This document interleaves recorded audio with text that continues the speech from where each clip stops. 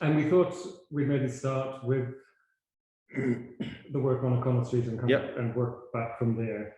So do you want to talk us through the project, the motivation for it?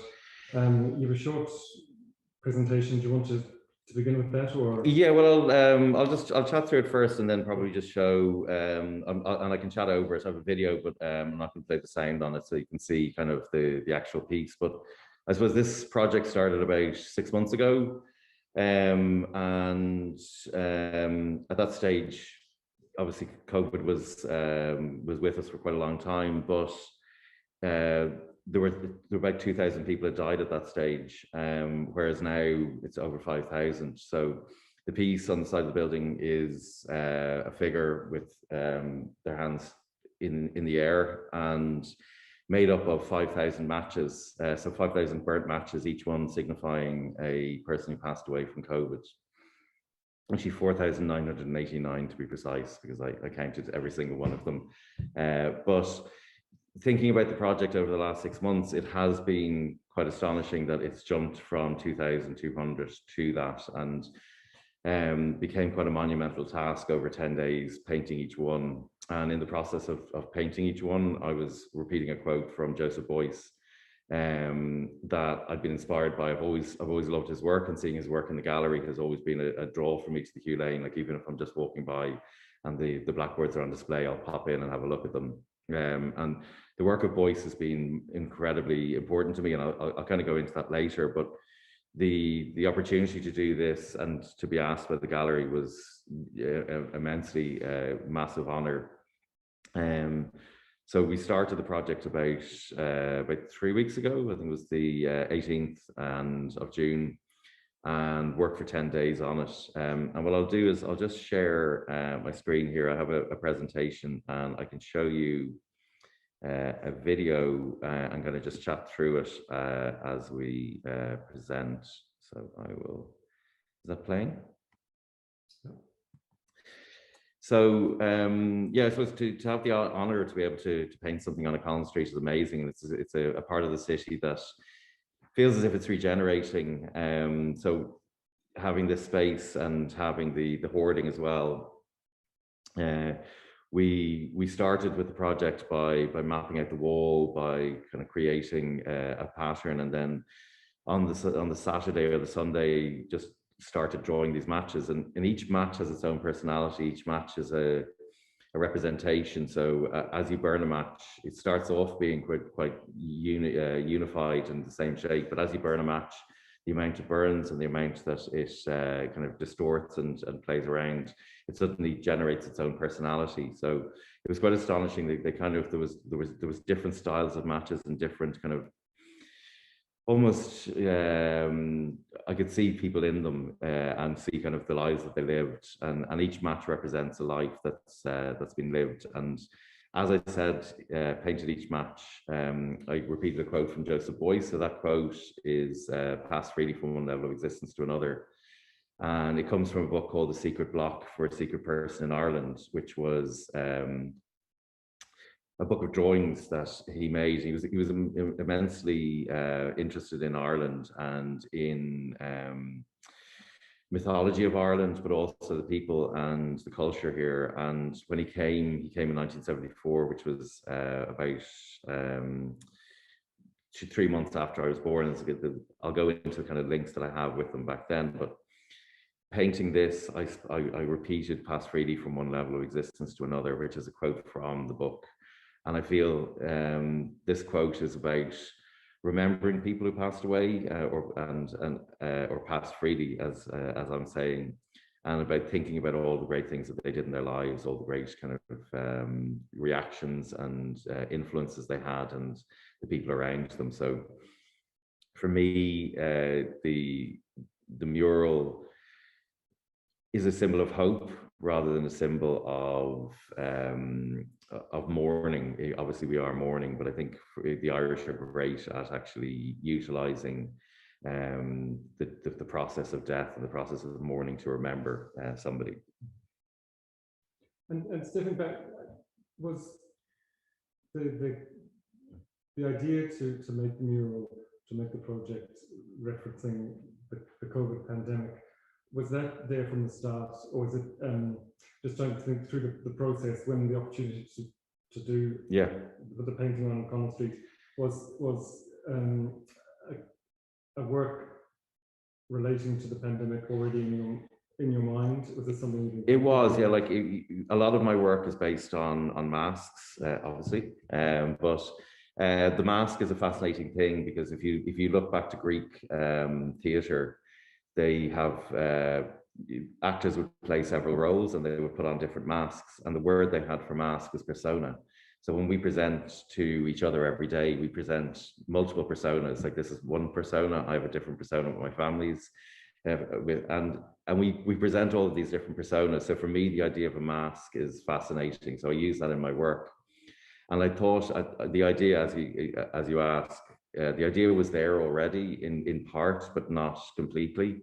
So when I was asked to do this by the Hugh Lane, it started to change and started to mold. And obviously, with looking at the site process, it changes a little bit. But overall, the idea of making something that is a figure and is one constituent thing, but is made up of so many different things. It's like the intertwined nature of life, of how people influence each other. So the idea was more or less there, but it evolved a little bit as we discussed it with Barbara from the Hugh Lane and with the team. It molded its way to what it is.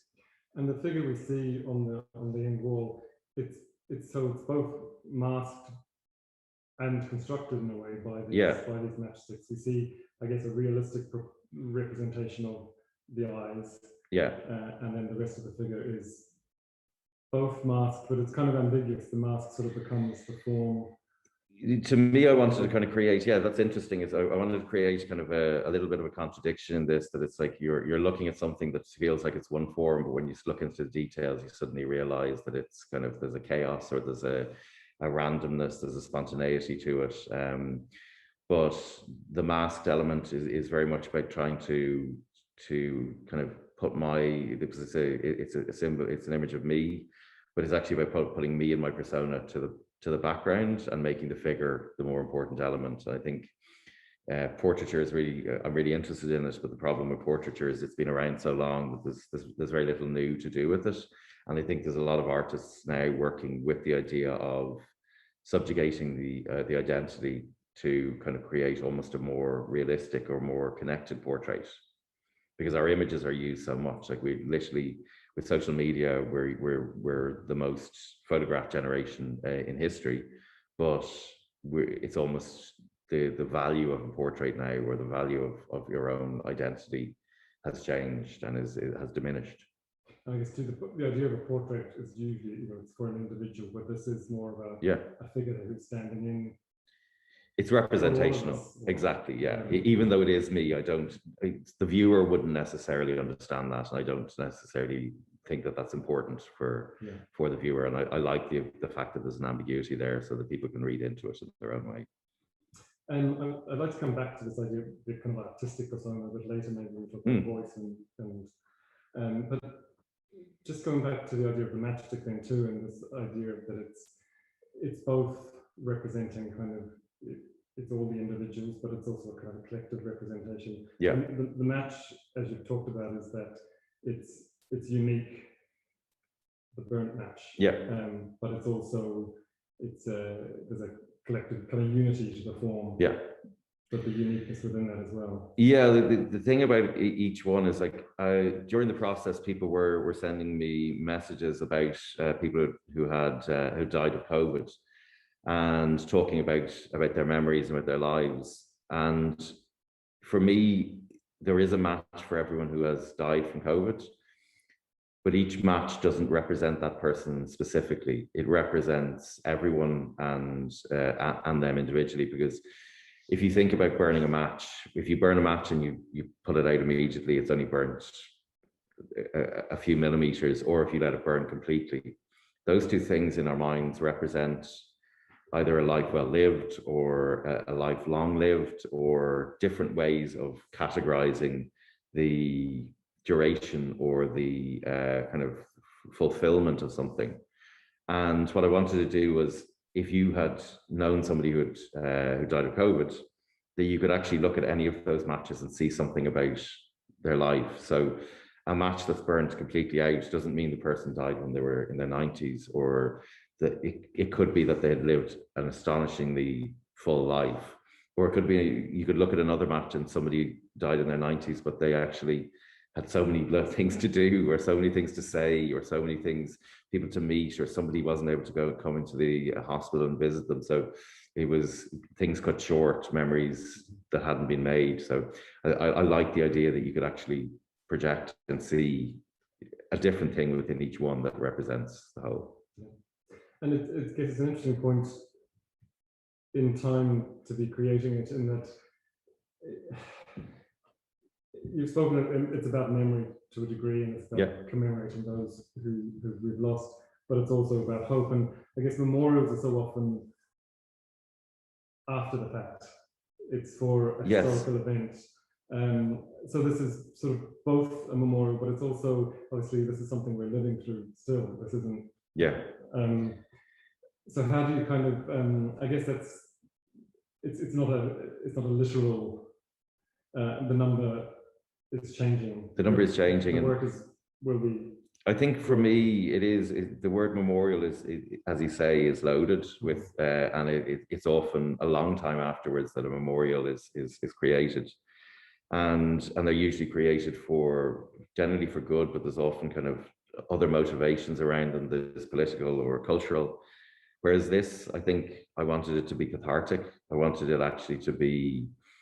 It probably isn't a memorial in some ways. It's more of a sense of me trying to process what has happened and trying to help, or maybe open a discussion around what it means to have lost so much, but to think about the memories and think about the mark that all of these people have left. And how did you find the process of making that, and the act, of painting each match, but also of speaking the phrase that you, was it as you expected it to be? Was it emotional? It was emotional, but it was kind of joyous as well. It just felt, because the weather was actually quite good, it felt, and there was kind of a weird tone of color in the space, because if you look at the space we're looking at, I'll just kind of flick through some shots. When it was finished, myself and my dad looking at it, but there was a goldenness to the space. There was kind of the colors of concrete. It was a building site, and looking out kind of O'Connell Street to the green trees, there was a real sense of hope, like being up a cherry picker for 10 days. You're seeing the city from a different space. It felt as if I was almost in another world. It felt as if it was kind of almost a liminal space within Dublin, that it felt almost felt like a cathedral in some ways, because there's just something quite massive about the space. And just kind of the process of painting each one and repeating the quote, saying that quote over and over again. It was funny. I was at one stage, one of the guys, Curtis, who was filming, was asking me questions about it, but as I was talking, in the middle of it, I was saying pass freely from one level of existence to another, and then finishing the sentence. So it was almost as if these things were, I programmed myself to say it in a way. It was almost a mantra, and I don't want it to feel as if it was kind of there's a religious intonation to it, because personally I'm not religious, but I think you can certainly read that into it, which I think I like the openness and the ambiguity of that, and people stopping for asking, is this religious, or is it spiritual, or is it? And I was like, that kind of is up to you to understand, or to do it, because I liked the fact that the Beuys's work had a sense of ambiguity in it, and he didn't over-explain his work, and a lot of the time I don't understand a lot of his work. So I was trying to kind of almost feed into that sense of the phrase being a way that I had to keep remembering that what I was doing was what I was doing. So it kind of kept jolting me into the memory of going, there's a reason and there's a purpose, and every single one of these is important to put a love into.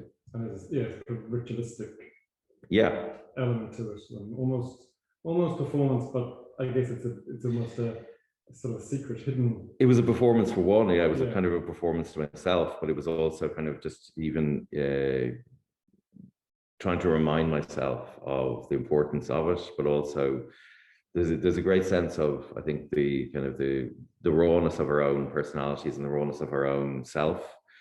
Like even drum music or like repetition can be a wonderful way of almost kind of stepping out of your daily kind of chaoses in your head and stepping into a sense of calmness. It's almost that meditative process, and certainly being up there for a few hours at times, you just kind of forgot. I forgot almost what I was doing. It became a almost my response and muscle reaction and the way of painting became quite sporadic and almost kind of coming from another place. Mm-hmm. Actually, just while we're looking at that image of the crane, you talked about the site, and I guess certainly there's challenges in painting there. Yeah, it's maybe not evident to people walking by from O'Connell Street because there's the hoardings there, but true. The site steps down into kind of basement level, so it's quite, when you're on the ground, it's quite monumental looking up at that wall. Yeah, like even just looking, look, oh, what have I done there? Just sorry, I think I just quit out of that. I'll just open that up again. Second, I can show you the exact.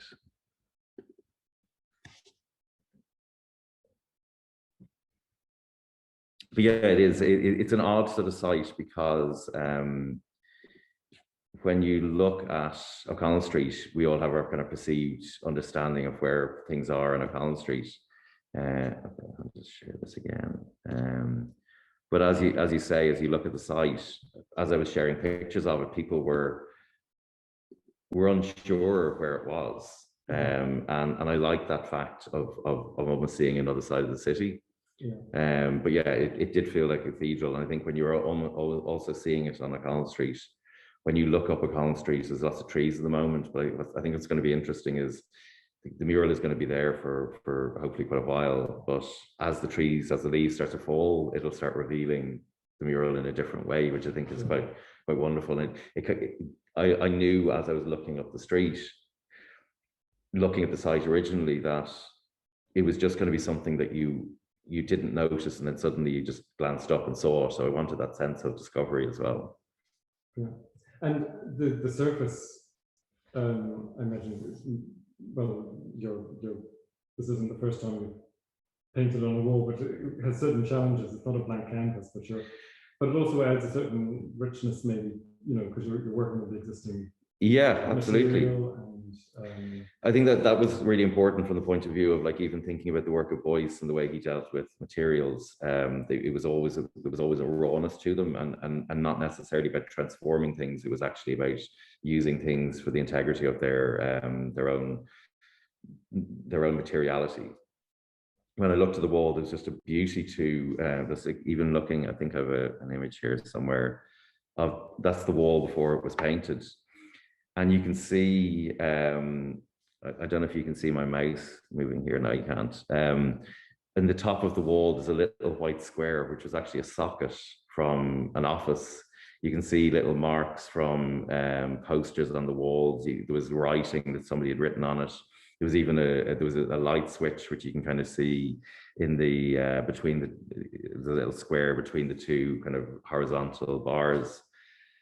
And what was lovely was, instead of painting that wall one color, was utilizing that space and trying to put the figure into that space in a way that it had an integrity, and it felt as if I was utilizing part of the city. So the marks that are left behind within the city are really beautiful and impossible to recreate. Like when you create abstract art, you're often trying to chase the dream of the serendipitous mark that is created on a wall or created by somebody painting a wall. Or I'd imagine even some of those walls are probably drenched from a sun and just the travails of being unpainted for years. So the white is probably in those squares, is probably the real color of the wall. And I just love that texture and wanted to leave it alone because I felt it would bring personality to the overall piece. I guess working in the streets, and there's this material challenges, social challenges in terms of the kind of relationship to the viewer. Yeah. But, yeah, the work itself will be buffeted by wind and rain, Exactly. and sun, and yeah. So there's a kind of not decay, but or transience. Yeah, there will be. Yeah, you can even see in this shot here, there was like bits of wire sticking out from the wall. And it was just wonderful working with all of those elements. And some of the matches are more perfectly painted. Others are painted in quite a rough way, because I've had to kind of work around those things. Mm-hmm. Sorry, is that message popping up there? It's just on my machine. And I guess you were, by and large, for a lot of this, you were up a cherry picker. Yeah. So in terms of engaging with passers-by was, a little bit difficult. But you had mentioned some people's kind of conversations that you had during the process of installation. And what about subsequent, in terms of a feedback or engagement with people? Because it's obviously, as I talked about, it's a sensitive subject as well. It is, yeah. I'm just going to pause. Stop sharing there. Yeah, there we go. Yeah, I think it was interesting. There was mostly positive reaction.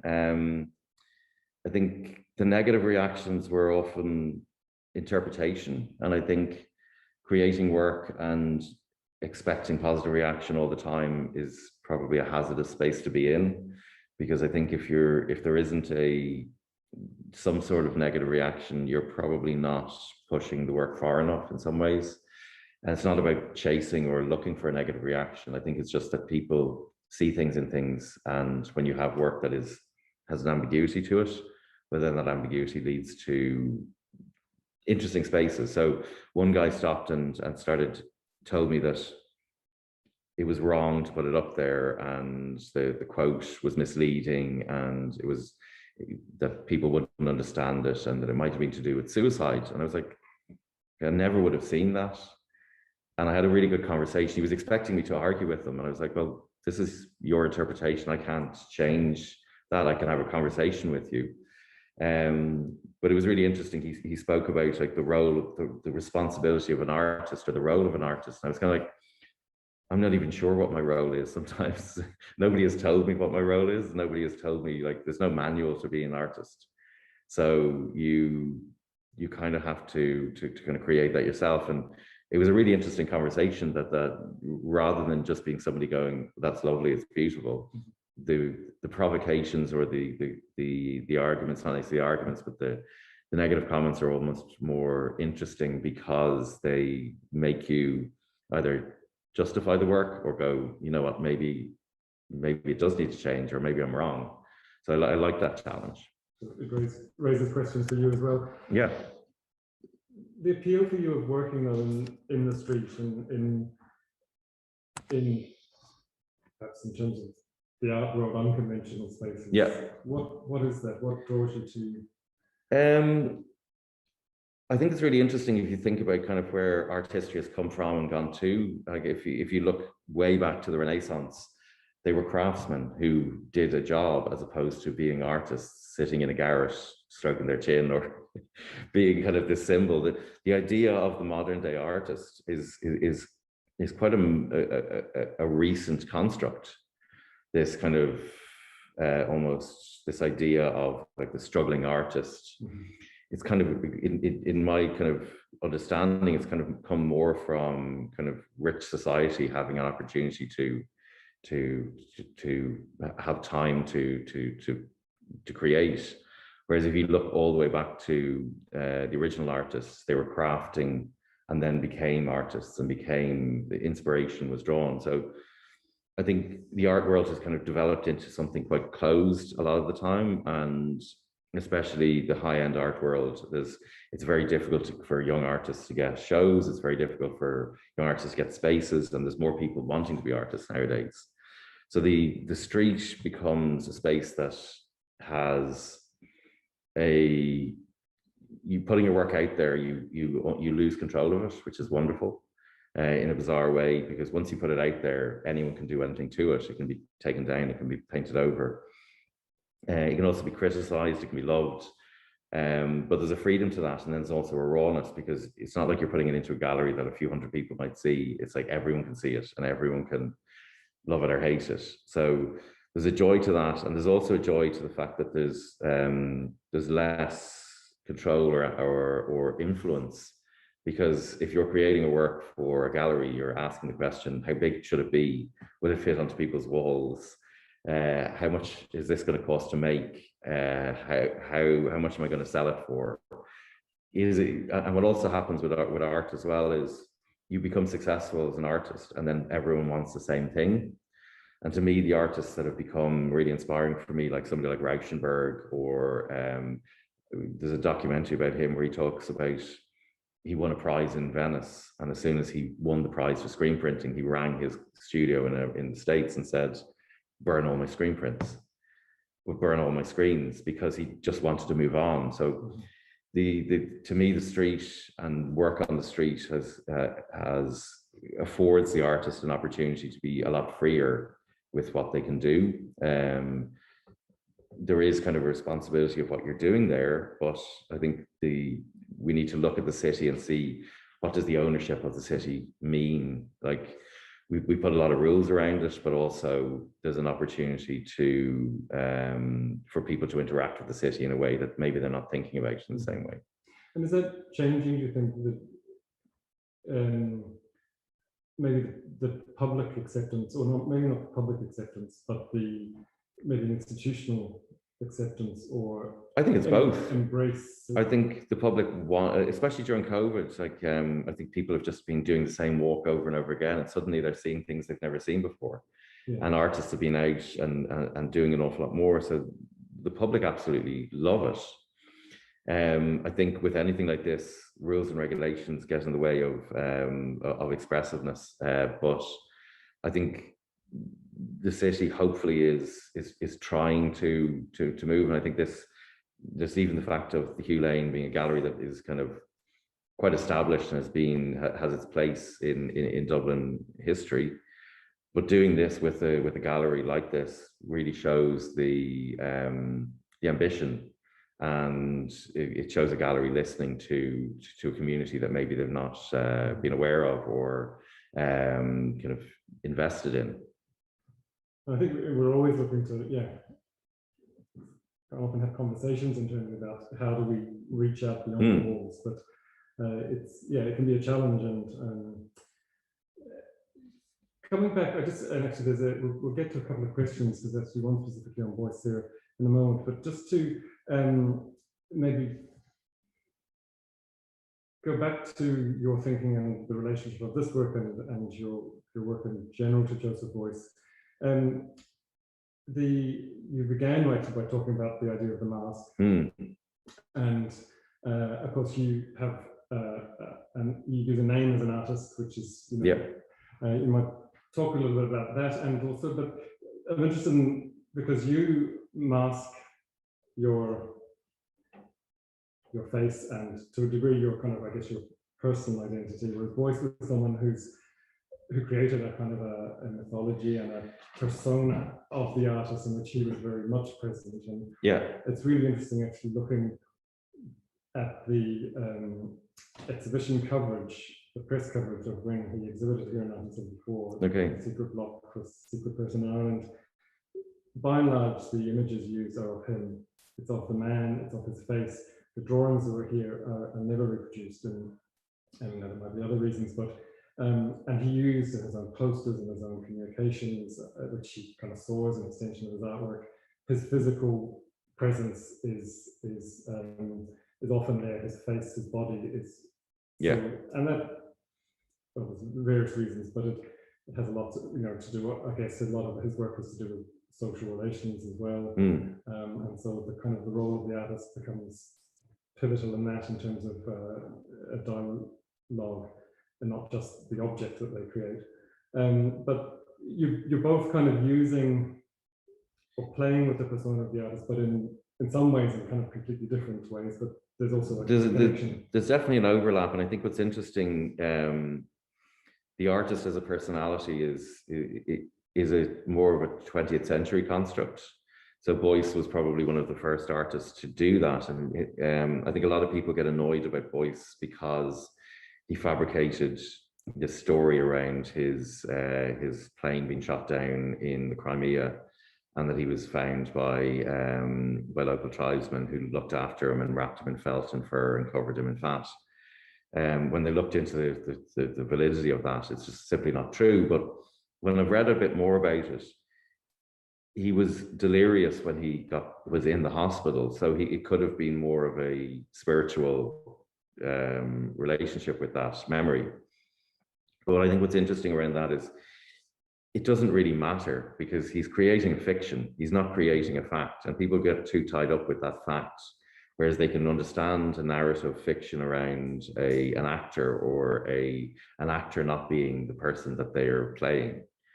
Whereas he suddenly created this persona, and he always wore similar clothing as well. And I think the hat I think he wore partially because he had damage to his skull, but also it just suddenly became something that was identifiable, and he became part of his art. I think it's interesting to see artists who have done that. Like, a lot of artists want to separate themselves from their art, but others like Tracy Emin, they are their art, and that is truly fascinating.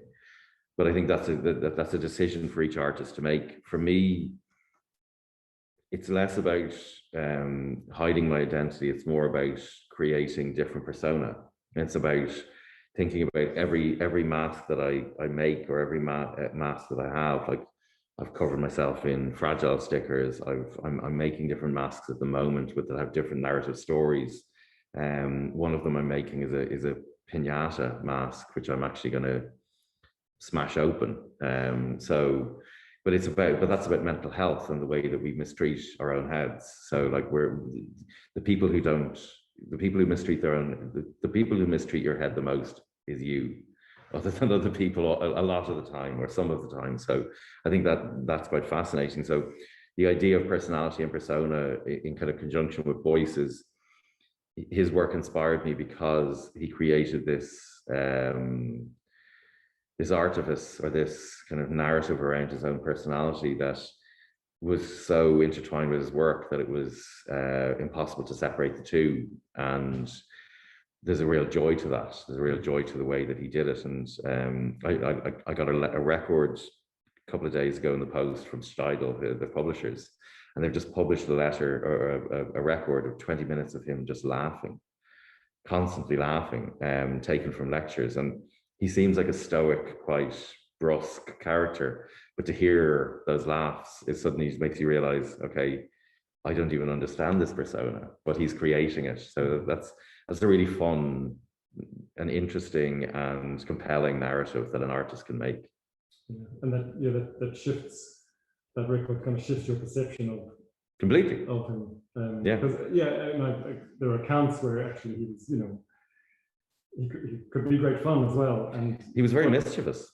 Yeah, and there's a twinkle there sometimes in the eye.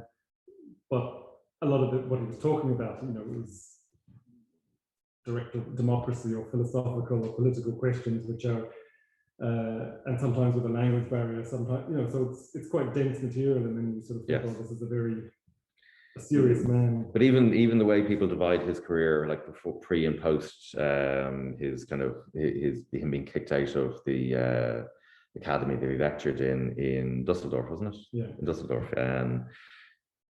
But the reason he got kicked out was that he wanted to open up the classes to everyone. And when he suddenly went, anyone in the city could come in and sit in this class, they were the institution panicked, and they were like, he can't do this. And he just didn't care, because he was like, he saw a bigger picture. Actually, that relates to a question that's in the chat, to do with the idea that everybody potentially is an artist. And that's an often oft-quoted line from Beuys, that everyone is about an artist. Now, he didn't necessarily mean that, of course, that everyone should be a professional artist, but everyone has the creative potential within them that can be unlocked. And so there's a question there, do you see yourself in a role similar to Beuys in terms of this idea of social sculpture? And in terms of making work on the street, is there a Yeah, model, or is it an encouragement to others to? I think what's interesting around street art and saying that the quote about everyone is an artist, he said like that the act of being of writing accounts, you maybe subconsciously are actually doing something creative but are unaware of it. And I think one of the things that kind of is frustrating within the art world is sometimes the acceptance that craft is more important than idea. And a lot of artists are amazing craftsmen, but maybe don't have the idea. And there's a lot of people who have amazing ideas, but don't have the craft. The joy is when those two things link.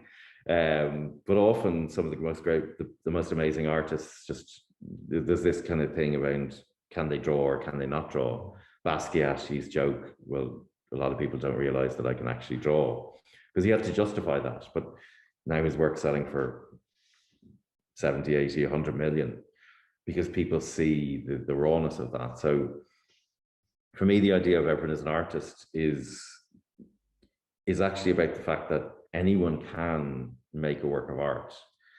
The struggle to make a great work of art, or make a work that is resonant back to you, well, that's more about the thinking of it than the actual making of it. So we talked about kind of the process of the mural.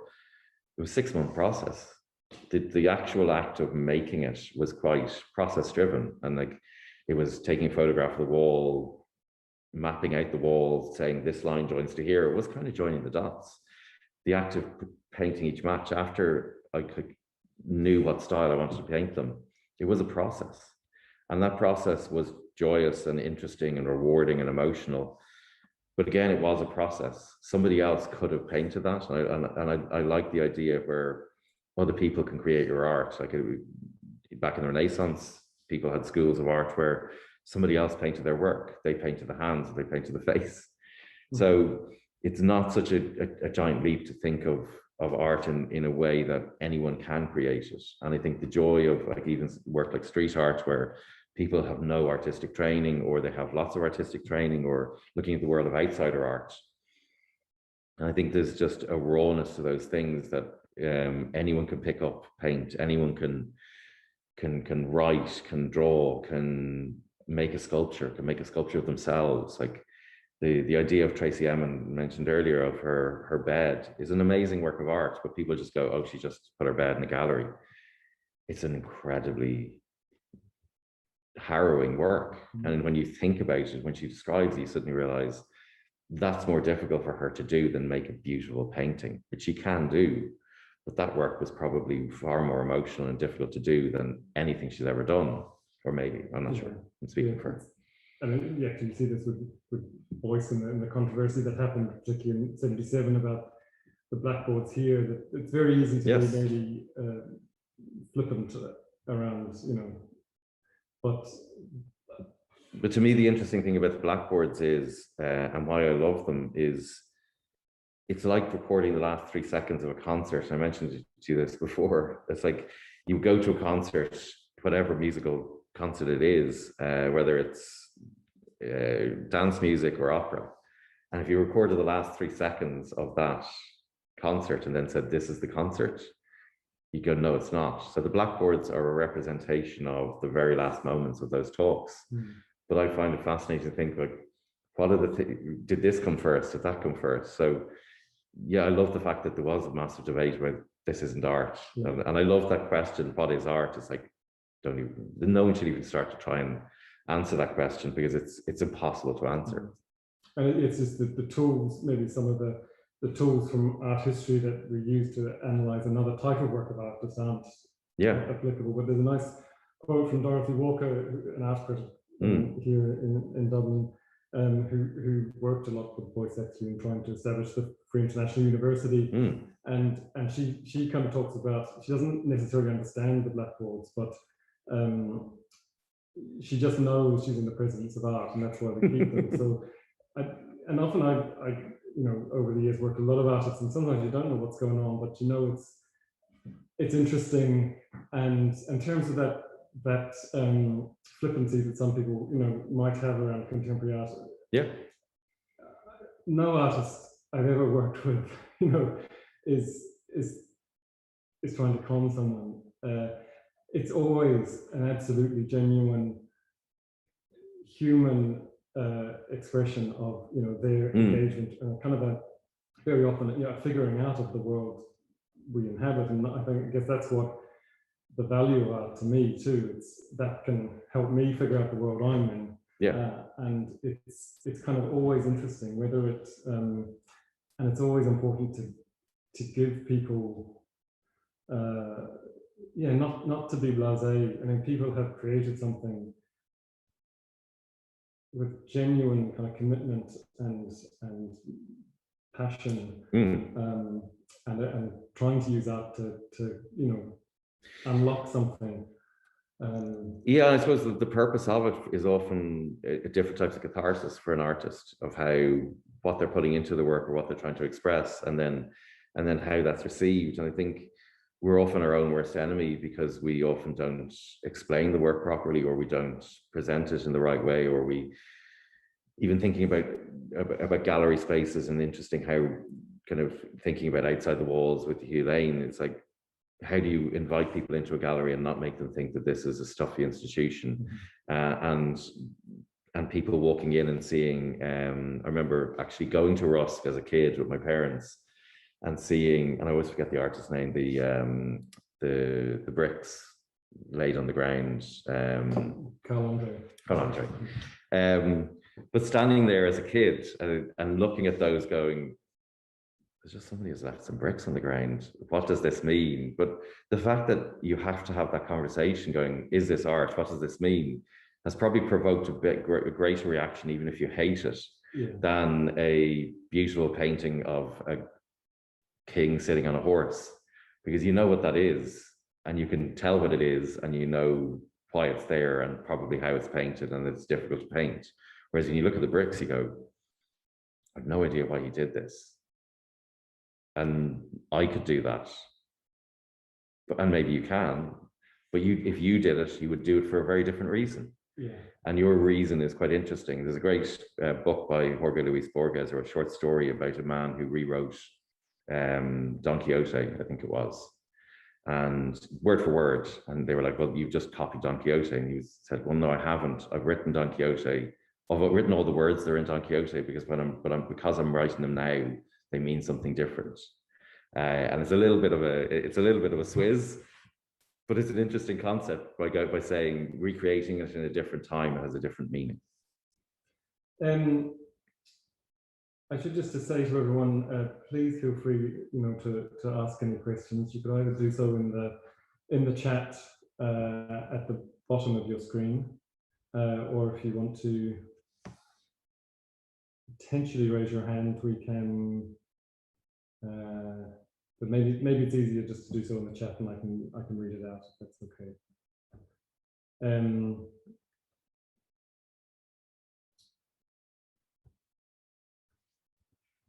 One other thing you talked about, actually, I mean, Beuys was here in 1974, and it's an interesting time maybe for him to come to Ireland. And actually, I was watching an interview with Caroline Tisdall, whose photos we now have in the gallery, and when we open the display of Joseph Beuys from the Secret Block to Rosc. Next week we'll be showing at the black walls that we have in the collection, alongside photographs by Caroline Tisdall, who was traveled with Beuys at the time. And actually a point that I hadn't thought about before was because he'd been dismissed from the Düsseldorf Academy that you mentioned earlier, actually kind of freed him up to travel. So there was a touring exhibition from the secret block for the secret person from Ireland. The secret block for a secret person in Ireland, and that was in Oxford, and then came to Dublin, Belfast, London, Edinburgh. But because he wasn't teaching at that point, he was free to travel, and so he came and he gave lectures here in Dublin, Cork, Limerick, and the Belfast exhibition was in the Ulster Museum, but actually it was originally planned to be in the Arts Council Gallery because there'd been a bombing in the street that wasn't possible, so the venue was moved. And I often think many artists of his stature, you think of an artist today, might just say no. You know, when an event like that happens and impacts on your exhibition. For me, the trip to Ireland, everything that I've read about it and understand about it, it's exactly that. Like he didn't come here without knowing where he was coming to. Like supposedly the secret person in Ireland was James Joyce. So he was fascinated with James Joyce, and he was fascinated with mythology. So the quote about pass freely from one level of existence to another has a relationship to mythology and about the soul's transition from one level of existence to another. He was also really aware of, and I found it fascinating because he was aware of the Dublin bombings, and he spoke about them in his talks. And he saw his talks as being potentially a sense of hope for the future in a country that in 1974 was going through a time of despair. And it's very linked to my work because I kind of utilize a sense of trying to understand self-awareness and self-existence.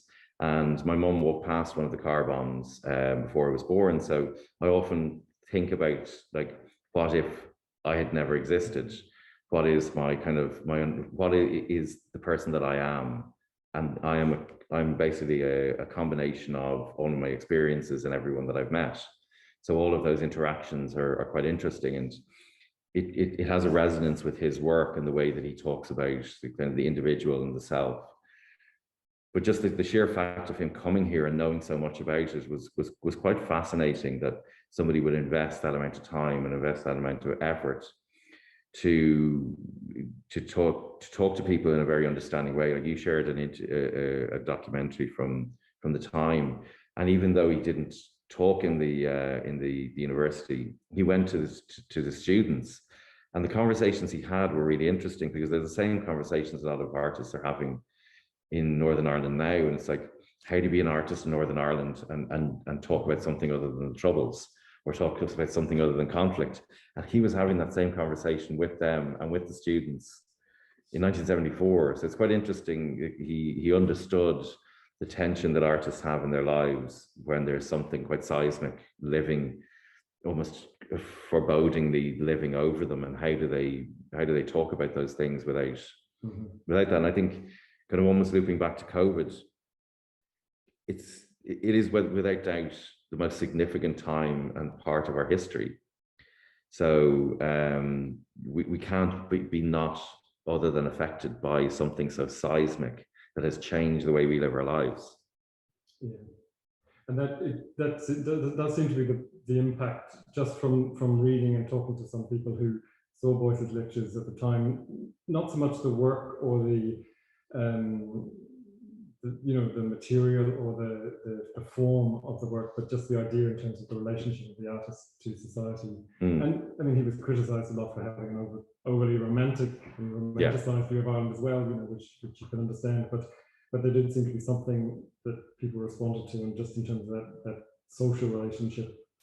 We have a couple of questions. The hoarding. It's just gone off my screen. Oh, I see it there, yeah. You're asking about the hoarding, is it a place for comment? That's kind of not for me to say, as in, when I create something and put it out there, people have the opportunity to do that. If people want to do that and do it, that's something that I have no control over. So it will be interesting to see if that happens. If it doesn't happen, if it doesn't happen, that's the nature of putting something out there. Yeah. I don't want to start that or dictate that. It's not something that I've instigated. I've put the piece out there. It's now in some ways not my own anymore. And I like that fact that it will deteriorate, as you said, and potentially that deterioration could be the addition of other work from other people. I don't know. I can't. It's not for me to. My part on this is over in some ways. And now, although part of it is because the deaths have increased in the last few days, I have to ask the question, do I continue adding to it? And I'm still not sure whether I'm going to do that. because there is almost a line of saying, I painted these up to 4,989, and it's a symbol of those times. But I also feel maybe it's disingenuous of me not to remember the other lives that have been lost since. So it's most likely that I will add to it, and maybe in a way in another part of the wall that is accessible, but also feels as if I'm kind of maybe moving the artwork on in a different way. Yeah, it's different. Yeah, it's it's an interesting and difficult question in a way, in some ways. Someone though saying that she feels the work is beautiful and moving. My friend who lost both her parents loved it when I shared it with her. So well done for sharing with us art that has many meanings for different people. So that's all, yeah. nice to hear. Another question about, we touched on this a wee bit, but of course the wall will be demolished or disappear as the site is developed. And how do you feel about it? It is a memorial to these people, but not a permanent one. In some ways, this also reflects a passing over.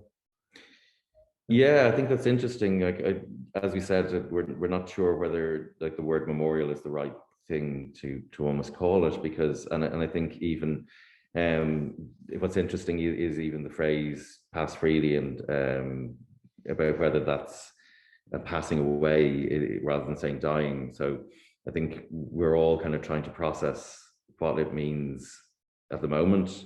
So it being temporary has its value as well. I also like to think of the fact that if it does get covered over, it does get built over, it's still there. It's still, they're going to put concrete over it or paint over it or something, but it's weirdly almost like hidden behind that. And I can't remember the name of the artist, but it was around the time when I first learned of Beuys, who created a work of art, burnt it, took the wall down in the gallery, put the work behind the wall, and then rebuilt the wall. So you couldn't see the work, but you were aware that it was there. Yeah. And I think there might be something interesting about the fact that the work isn't there. It would be lovely that it remained for a long time, but it's kind of not really my decision. And I like the fact that I in some ways don't have control over that. Yeah, yeah. I was just thinking while you're talking, but it's been a strange time.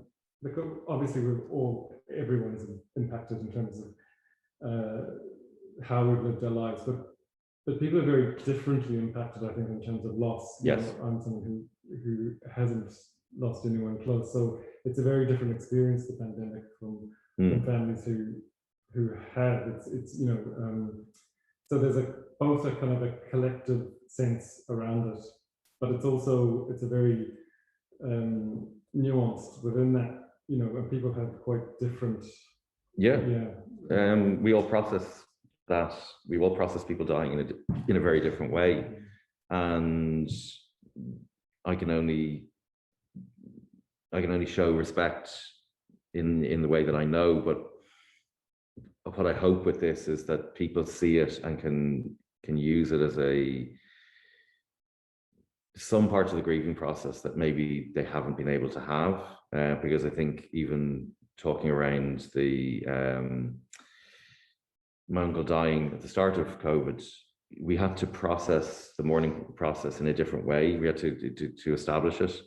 In some ways, it was incredibly difficult and incredibly harrowing for everyone, but it was also, because the process was different, it made me think about the process of mourning in a different way, and it definitely brought the family together. And we spoke more, we talked more, we remembered more. And I think, as much as it wasn't a happy time, the memories were happy memories, and I don't think we would have had them in the traditional Irish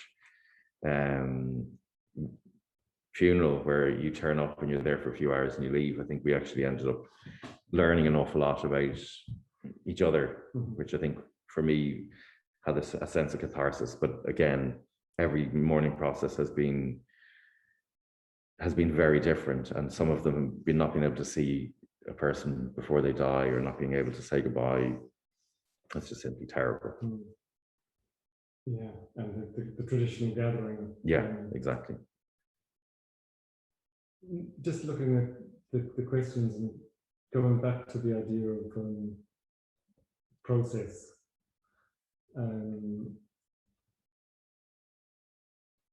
The relationship between site and idea. So where site is available and then you bring an idea to it, or do you have an idea, generally speaking, and then look around for a kind of a suitable. Usually I have the ideas first, and I'm developing lots of different ideas that could take days, weeks, months, years to develop, and usually then try and adapt those ideas or when I have a site to use, I'll try and pick the most appropriate. Other times you see a site and you go, I can do something with this. So it's a little bit of both. With this, the idea existed before the wall, but then when I had to paint around those girders, I had to think, how do they exist? And I love the fact that they're there. They almost look like kind of buttresses of a cathedral.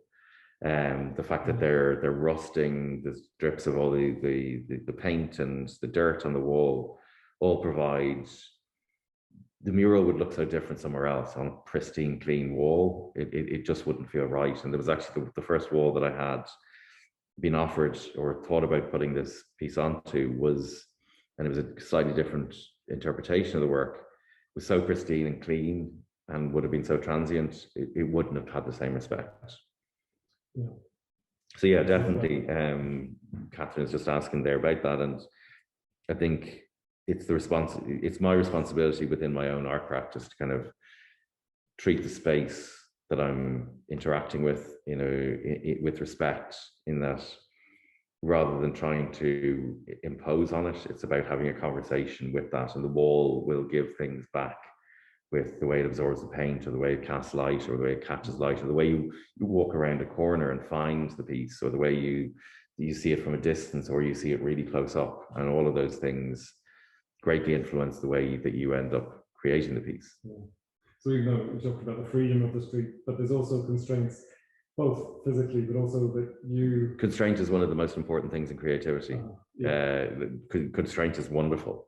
Giving somebody an open canvas and saying do something is like is terrifying.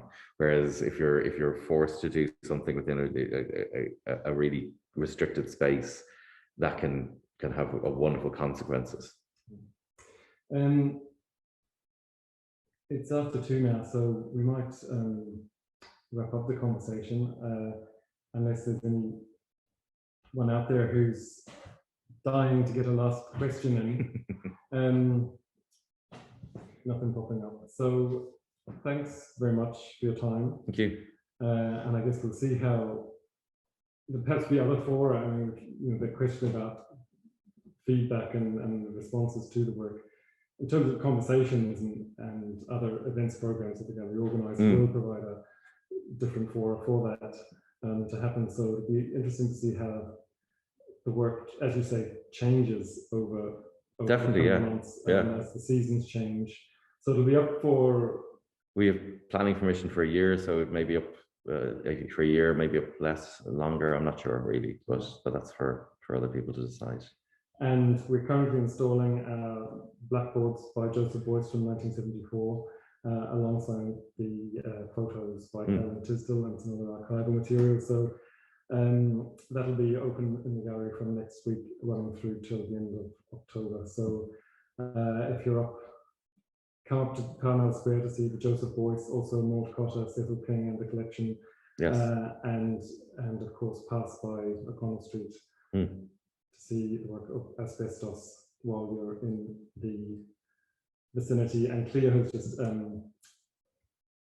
put a link in the chat for the program related to this. So thanks very much, and thanks everyone for watching. Yes, and thanks to everyone in the Hugh Lane, everyone involved in it. It was immensely rewarding and amazing process to work with gallery, and huge honor. Thank you.